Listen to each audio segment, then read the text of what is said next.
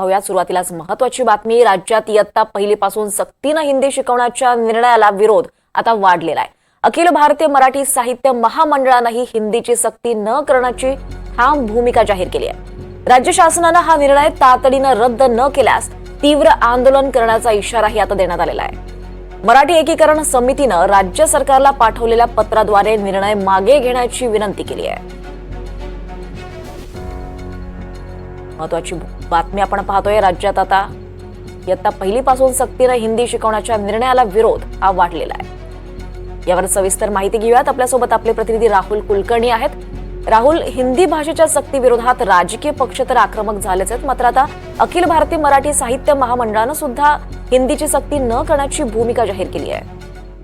आणि ही जी भूमिका आहे ना, ही राज्य सरकारला फार त्रासदायक अडचणीची ठरणार आहे। कारण राजकीय पक्षाने घेतलेल्या भूमिकेला त्यांना राजकारण करायचं असं म्हणून राज्य सरकार प्रतिवाद करू शकतं, परंतु अखिल भारतीय साहित्य महामंडळाची ही जी भूमिका आहे ती अत्यंत महत्वाची आहे। कारण अखिल भारतीय साहित्य महामंडळाचे अध्यक्ष प्राध्यापक मिलिंद जोशी यांनी असं म्हटलंय की राज्यामध्ये मराठी भाषा संदर्भातली एक समिती आहे आणि त्या समितीला सुद्धा तुम्ही विचारलेलं नाही, आणि असं असताना तुम्ही महाराष्ट्रामध्ये मराठी आपली मातृभाषा आहे पण इतर तिसऱ्या भाषेसाठी सक्ती का, असं त्यांचं मत आहे। तुम्हाला तिसऱ्या भाषेचा जो पर्याय आहे तो द्यायचा असेल तर विद्यार्थ्यांना ठरवू द्या किंवा शाळांना ठरवू द्या, संस्थांना ठरवू द्या की कुठली तिसरी भाषा असावी, पण सक्ती ह्या गोष्टीला महामंडळानं टोकदारपणे विरोध करायचं ठरवलंय। कारण आंदोलनाची भाषा प्राध्यापक जोशी यांनी केलेली आहे। बऱ्याच काळानंतर अखिल भारतीय साहित्य महामंडळ हे एखाद्या भूमिकेवरती सरकार विरोधी महामंडळाची भूमिका मांडून आंदोलनाच्या भूमिकेत आहे। हे तेच साहित्य महामंडळ आहे की जे दरवर्षी आपल्या साहित्य महामंडळाच्या माध्यमातून ज्या कुठल्या प्रातिनिधिक संस्था असतात त्यांच्या माध्यमातून साहित्य संमेलनाचं आयोजन करत असतात। त्या साहित्य परिषदेमध्ये आणि साहित्य संमेलनामध्ये महाराष्ट्रातला सगळा विचारवंत वर्ग असतो, तर अशा मंडळीचं प्रतिनिधित्व करणाऱ्या ह्या संस्थेने जर विरोधाची भूमिका घेतली असेल तर त्याच्याकडे दुर्लक्ष करणं राज्य सरकारला शक्य होणार नाही। दुसरं असं की मराठी एकीकरण समिती जी ठाण्यात त्याचं कार्यालय, त्यांनी पण असं म्हटलं की हा निर्णय चुकीचा आहे। म्हणजे मराठी एकीकरण समिती, साहित्य महामंडळ अशा ज्या संस्थांकडनं ह्या निर्णयासंदर्भात प्रतिक्रिया येणं अपेक्षित होतं त्या आलेल्या आहेत, आणि म्हणून आता ह्याबद्दल सरकारची भूमिका काय ते बघावं लागेल।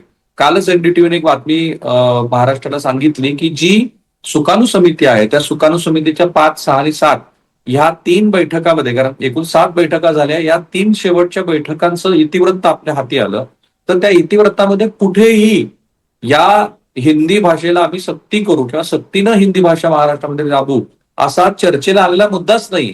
आणि म्हणून हा प्रश्नही उपस्थित झाला की हे कुणाच्या डोक्यातनं आलेलं आहे की जेव्हा केंद्रीय पातळीवरती एक आपल्याला एक तिसरी भाषा म्हणून विद्यार्थ्यांना पर्याय द्यायची गोष्ट आली, तेव्हा हिंदी सक्तीचा विषय राज्याच्या आराखड्यामध्ये पण नव्हता। मग कुणाच्या डोक्यातनं ती आलेली कल्पना आहे? कारण राज्याच्या आराखड्याचा जो 344 पानाचा आराखडा आहे त्यातही पृष्ठ क्रमांक 74 आणि 75 वरती तिसऱ्या भाषेचा उल्लेख, पण हिंदीचा कुठेच नाही।